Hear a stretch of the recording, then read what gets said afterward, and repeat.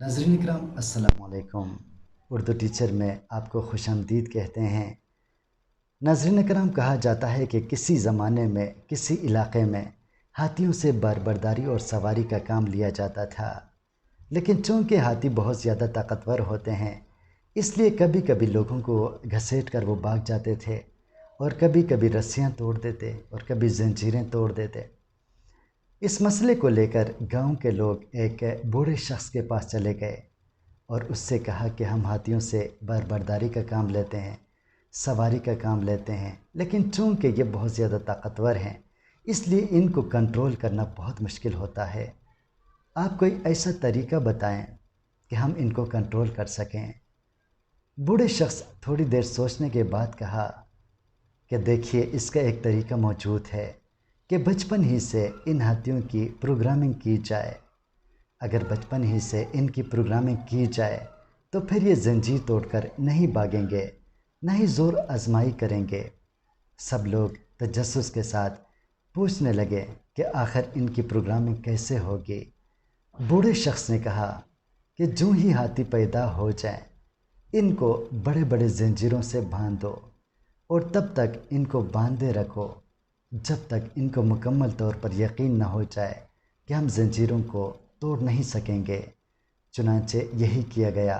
जितने भी छोटे छोटे हाथी थे या पैदा हुए थे, उनको बहुत ही मजबूत जंजीरों के साथ बांधा गया।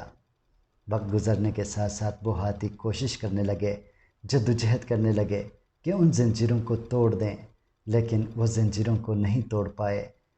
मुसलसल जद्दोजहद के बाद आखिरकार उन्होंने हार मान ली और उनको यकीन हो गया कि इन जंजीरों को हम कभी भी नहीं तोड़ पाएंगे। जब ये हाथी बड़े हो गए तो इनको बहुत ही नाजुक जंजीरों से बांधा जाता था, कमज़ोर जंजीरों से बांधा जाता था, लेकिन फिर भी ये भागने की कोशिश नहीं कर सकते थे, बिल्कुल ज़ोर आजमाई भी नहीं करते थे। इनको यकीन हो गया था कि इन जंजीरों को हम कभी भी नहीं तोड़ सकेंगे। तो एक किताब में एक मुसन्निफ़ लिखता है कि हम में से बेशतर इंसान उन हाथियों की तरह हैं।